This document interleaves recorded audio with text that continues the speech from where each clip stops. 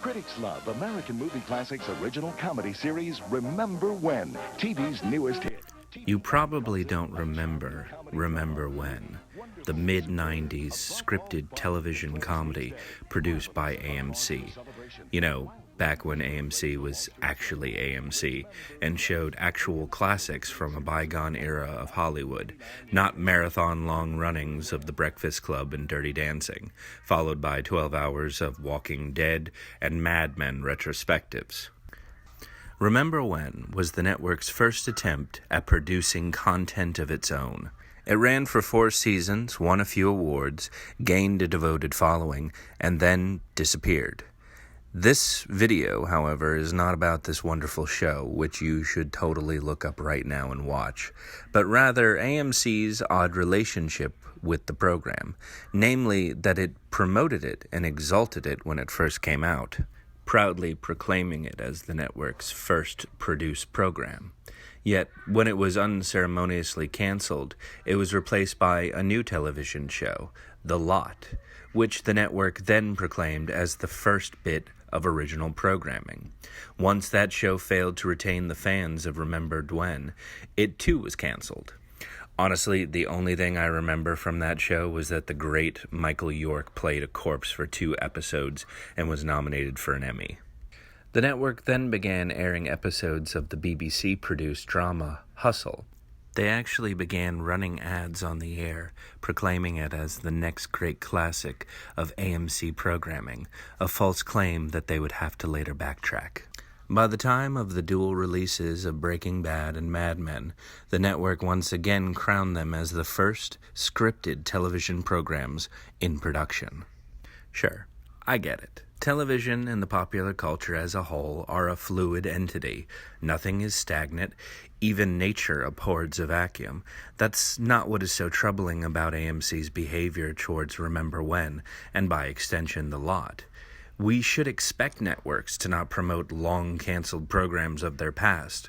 What we shouldn't expect, and what we're getting from AMC, is a tone-deaf effort by the company to make the public forget. In an era when you could buy 3 or 4 different editions of Showgirls, and where you could literally binge-watch a number of classic 1980s and 1990s primetime television shows for free on Amazon Prime, these 2 programs are off-limits. Like George Lucas in the original versions of the Star Wars trilogy, AMC is bullheadedly refusing to release either The Lot or Remember When on DVD. This may seem odd today, given that virtually every television show is getting the glamorous DVD release treatment. It's even more surprising given the fact that AMC has been repeatedly petitioned by the show's creator, Ralph Helms. Yep, the Pina Colada guy. And its legions of fans to release it on DVD. The show has a very active online presence, and many have been dumbfounded by the network's actions, many claiming that they would pay upwards of $60 or even $80 for a bare-bones DVD release of all 4 seasons. And look, I get it, AMC. I'm just a guy talking on YouTube. I don't know the first thing about the complex economics involved with DVD releases. But how hard could this really be? They have a product that is already made. The show has fans. I mean, it wasn't like lost season 1 ratings, but it got around. It's not like you have to produce a lot of special features for the release. The fans are so hungry they would take anything. And if you were feeling particularly generous, which seems like you won't, you could always release the old ads from the show that AMC already produced and is just sitting there in the DVDs as added bonus material. You mean to tell me that you can't come up with a solid 30 or 40 minutes of material from a show that you produced over 4 years? It's not like we're a 1950s television world where all the negatives get wiped so that they can be recorded over the next day. These aren't some Buster Keaton silent films waiting to be discovered in some LA attic. These are programs that were recorded 20 years ago. You should have them, and if you have them, you should release them. Now, if you don't want to actually release the series, you could always outsource it to one of those new DVD independent labels that seem to be springing up. When fans were clamoring for a Blu-ray edition of the cult classic Cabin Boy, that's exactly what the studio did. Regardless of the format or the cost of production, the DVD release due to the fans would be sure to see a modest profit. Certainly the channel would be able to write it off. They could also just sell it as part of a bundle to Amazon, so fans would be able to stream it. And with the creator of the show personally lobbying to have a release for the past few years, maybe they could allow him to produce his own release out of his own pocket. Literally all AMC has to do is allow people to purchase the show so that they could make a DVD release. They are literally looking a gift horse in the mouth and smacking it upside its head. The only reasoning that I can surmise to explain their actions is one of a primal nature. Those in charge of the company today were not the ones that produced or even canceled Remember When. They've spent the last 10 years creating a cable renaissance and nurturing the false claim that they hadn't produced any television prior to the critical smash hits of Mad Men and Breaking Bad. I can't help but think it's this false narrative that is causing them to turn their nose at their first two scripted programs, both of whom won Emmy Awards. Both were critically praised and have devoted audiences. They just never reached the success or cultural relevance of Mad Men or Breaking Bad. One could even say that they pale in comparison to their later siblings' success. So what? Do Emmy Awards determine DVD releases? However, there is one genuine silver lining in all of this, and that is the fans.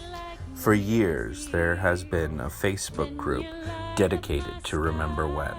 They have posted videos on YouTube that are often removed by the company.